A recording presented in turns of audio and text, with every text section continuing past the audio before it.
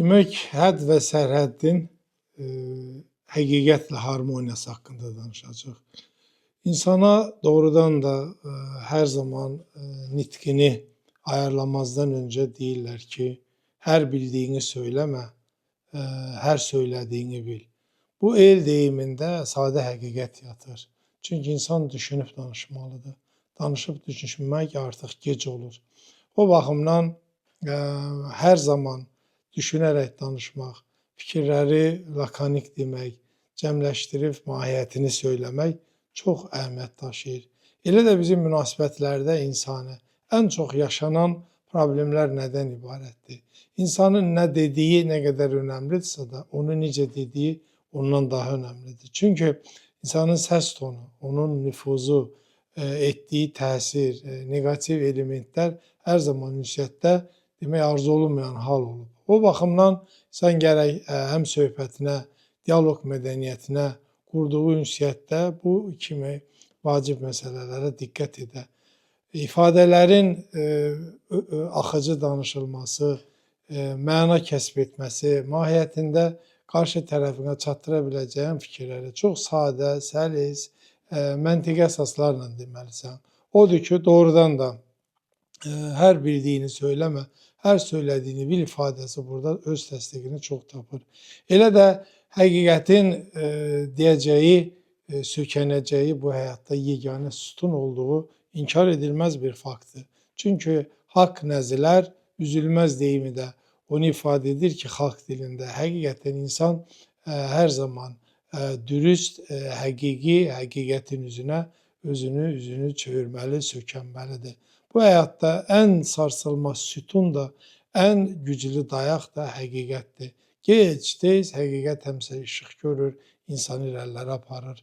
Belə də dürüstlə ağıllı arasında fərqi izah etdikdə, aqillər demiş ki, bəli, hər düzü söyləyən, hər yerdə düzü deyən dürüst adlanır. Amma ağıllı yerində bu düzləri deyən və faydalı fikirləri ağıllı yerdə, düzgün məkanda və əlaqədar insanlara deyə biləndir. Odur ki, hər düzü söyləmək, hər həqiqəti bilmək və yerində demək daha çox məna kəsb edir. Bundan başqa da demək, az bilmək, çox bilmək çox önəmli deyil. Ən önəmli olan insan həddini bilməsidir. Həddini bildinsə, insan harda, nəyi, necə, nə şəkildə bunlara çox diqqət etməli, yerində durmağı, məkanı, vaxtı, insanı, ətrafını çox düzgün seçməlidir. O baxımdan həddini bilən daha güclüdür. Yerində bəlkə də insanın varacağı ən uca məqam həqiqət mərtəbədirsə də, ən deyərdim ki, ağıllı bir qad və insanın malik olduğu, həyatda əldə etdiyi ən önəmli məsələlər azı bilməsi, çox bilməsi deyil, həddini bilməsidir. Odur ki, bu fikirləri demək, xülasə şəklinə gətirib, yekun olaraq demək olar ki, hər şeydə hədd, hər şeydə sərhədd çox önəmlidir. Həqiqət də ki, bizim həyatda sarsılmaz, güclü bir dayaq olduğu olan bir sökəndiyimiz sütundur. Və beləliklə bizim doğru, dürüst, həqiqi və həddimizi bilməyimiz həyatda hər kəsin öncə özünə demək faydalıdır.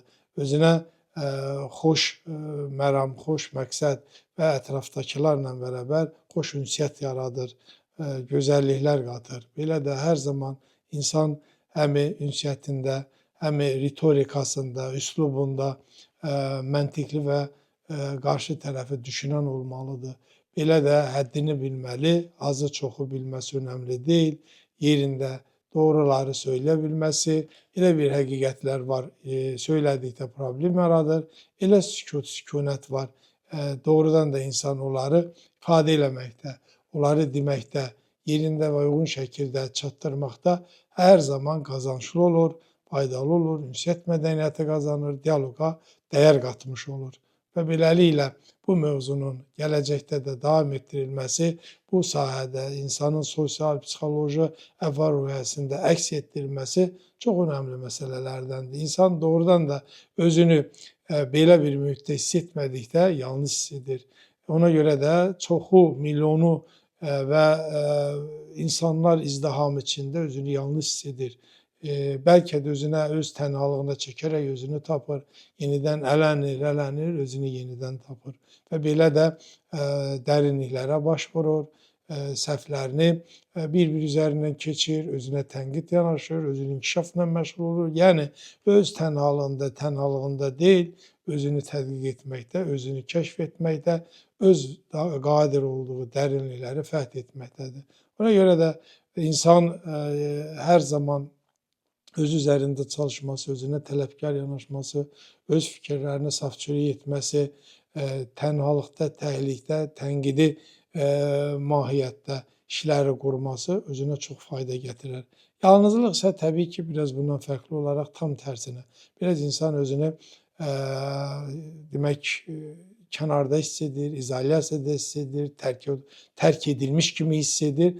Bu da ki, özündə neqativ demək, nəticələr, düşüncələrində əzginlik, ölgünlük və bu kimi demək, özünə inama qarşı bir hisslər yaradır. Və hər iki hissi, tənhalıq və yalnızlığı biz sonda xarakterizə edib onu deyə bilərdik ki, tənhalığın insana gətirdiyi güc, özünü inkişaf etdirməsi, özünün öz qadir olduğu potensialı kəşf etməsi, daxilinə yolçuluq, özündə olan dərinlikləri fəth edərək daha da ucalıqlara yol almasıdır. Yalnızlıqda isə tam tərsinə insan cəmiyyətdən qopması, özünü təcrid olunmuş kimi hiss etməsi əhval-ruhiyyəsində əks etdirilmiş neqativ bir demək təzahürdür. Təşəkkürlər.